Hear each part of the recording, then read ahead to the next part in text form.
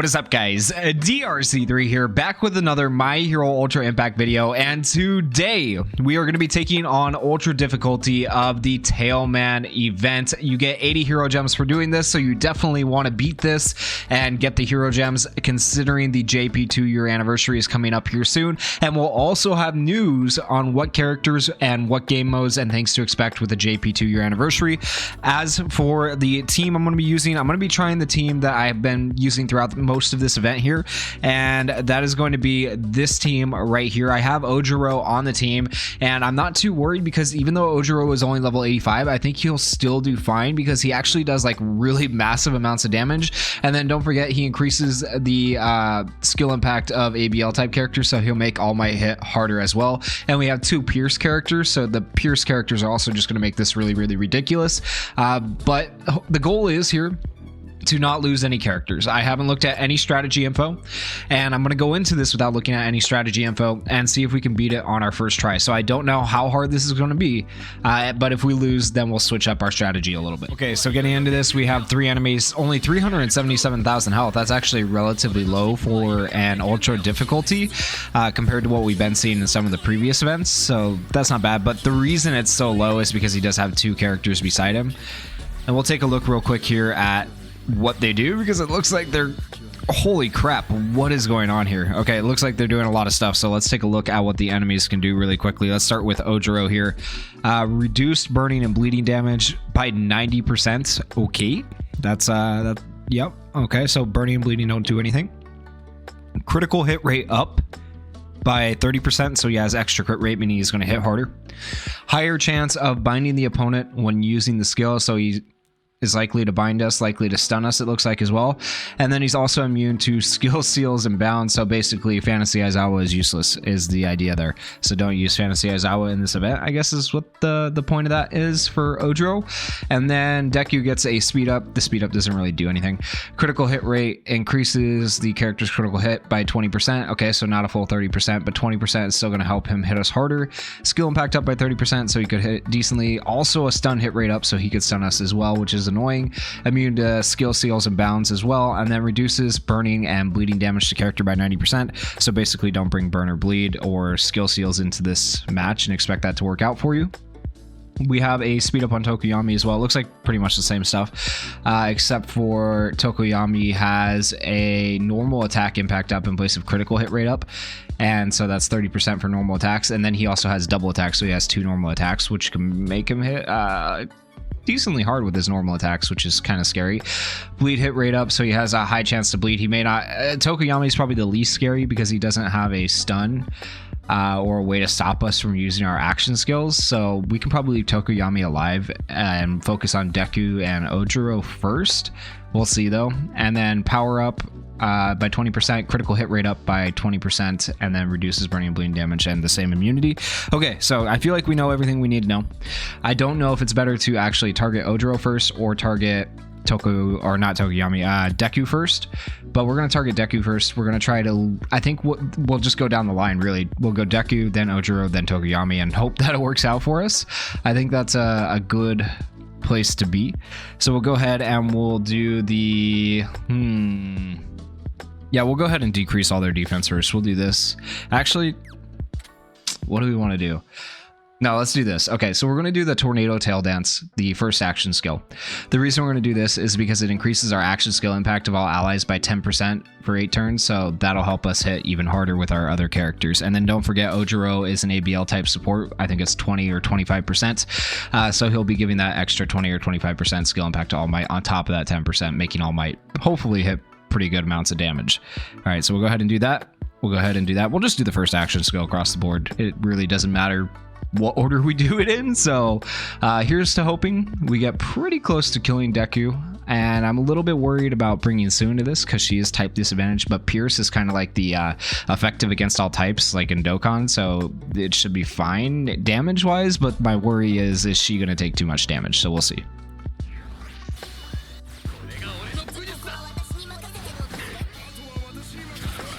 All Might hit 59,000. I would have liked to see a crit there, but that's all right. Our goal, of course, is to 3-star this, and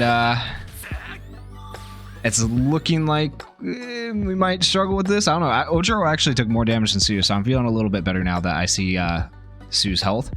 Let's go ahead and we'll do this, and then we'll do this, and try to kill Deku.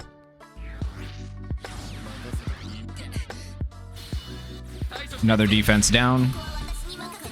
Deku's dead. Ooh, pretty good hit on Tokoyami there. The thing I like the least is Ojiro stun, but I also don't like that Tokoyami actually has his plus ultra so quickly. So we're gonna target Tokoyami here because I don't want to take a plus ultra that's gonna, you know, potentially kill us. So we're getting a little bit low on health with Ojiro. Might need to, if we do die, switch to like a health memory on him or something, or just switch to a higher level ABL type character, which I don't really want to do. I want to showcase my boy Ojiro because I feel like he lacks some of the normal uses in game. This is where he should be shining, right? But obviously not up to snuff like All Might and Sue are. All right, let's go ahead and do this. Oh my gosh, don't get stunned. Okay. All right. Well, Sue's stunned. Oh, just kill Tokoyami, please. Please kill him. Okay, good damage. That's why Ojiro is good, but stop targeting Ojiro. Stop it, you bastard. All right, Sue, do some damage, please. What did he do? Did he take away our plus ultra? Okay, Ojiro's last stand came in handy right there. Oh, man, this is not looking good for us. It's not looking good at all. Okay, skill impact up.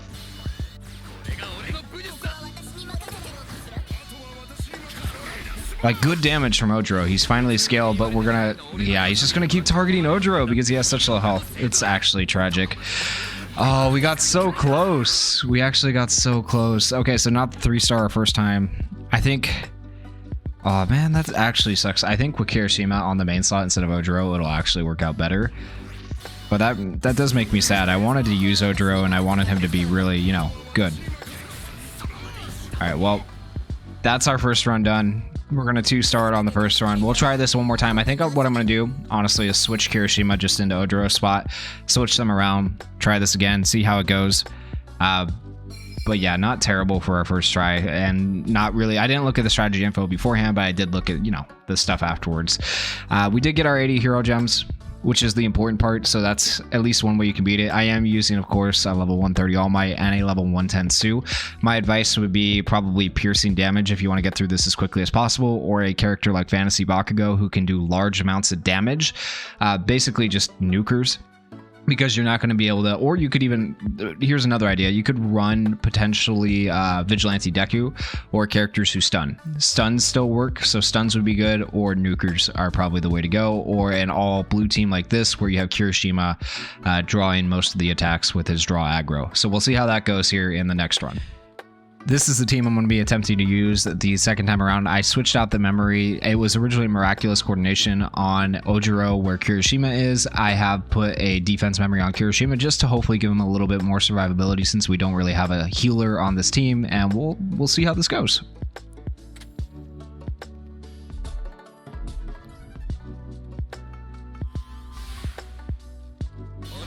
So as we get into this second run here, we're going to be using Kirishima's draw aggro first. We're going to keep the kind of the same idea here where we go after Deku first and then go after Tokoyami. Hopefully, if we do everything right on the third turn, we'll be able to kill Tokoyami before he plus ultras us. But that really just depends on Ojiro because Ojiro can do a mass AoE stun, and the mass AoE stun is obviously annoying. It's even more annoying when you have Deku thrown into the mix also doing stun. So that's why we're gonna kill Deku first and just, you know, go from there. So we're going to go ahead and do our draw aggro. Then we're going to go ahead and we're going to do the single target attack here. And then we'll do our Carolina Smash. But before we do any of those, we're going to go ahead and tap the friend unit to decrease Deku's defense on turn 1. Last time I didn't decrease his defense on turn 1. So this time hopefully we'll get a little bit more damage by the end of turn 1.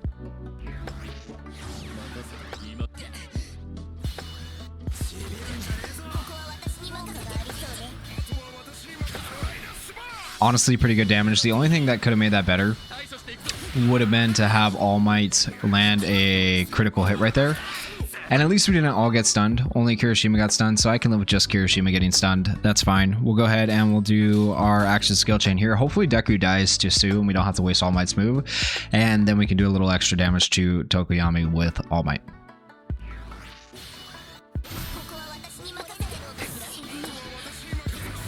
Oh yeah, that's the damage we like to see. Okay, so Tokoyami is a quarter of the way dead. And we got bound. Oh, is that gonna last 2 turns? It's gonna last 2 turns. Okay, of course it is. Of course it is. The RNG on this is so... I think having a stun character or having a stun team is probably the way to go, where you just counter stun them so they can't stun you. I think that's what you're gonna have to do. If we don't do it this run, that might be what we switch to. We'll see. Oh my gosh, they're just destroying. Okay, kill Tokoyami, please. Oh, we lost our plus ultra. Okay, keep the counters up. Keep the counters up. We like that. Okay. I'm not liking this. Don't die, Kirishima.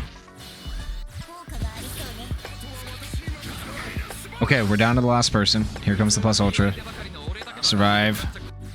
And he's dead. And he's dead. Alright, so I'm going to forfeit here, and I'm going to try switching up to a stun team. And we're going to see how the stun team goes. We have switched up our team yet again. We're going to be going for a little bit more damage, and we're going to be going after Ojiro first to see if we can't kill him and then make it easier for ourselves, because that AoE stun is just a lot to deal with, and it's kind of annoying. And so that's kind of the goal here for this run. We'll see how it goes and see if we can't do better. We're keeping kind of the stun strategy, but we're also giving ourselves a little bit more of an advantage with having an ABL type character on the team. Uraraka, of course, can heal herself, so that'll help as well. And she'll also give us crit rate and stuff like that. We'll go ahead and do this, and then we'll do this. And then we are going to use the friend, of course, to lower defense.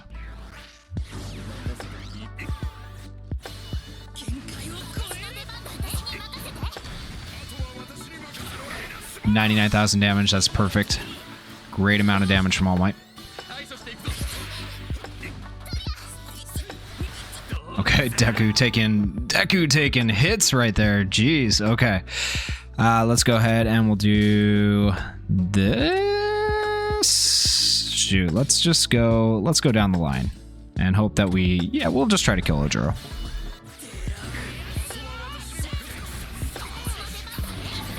You know, I think that was fair to try and kill Ojiro first. I wish we would have stunned Deku, because that would have helped us a lot right there. That's going to just come down to RNG and being more lucky than we have been. Apparently, we're just not very lucky. We'll go ahead and we'll do...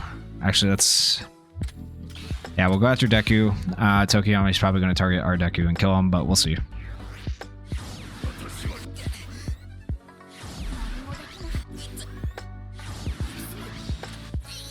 Okay, Uraraka got targeted.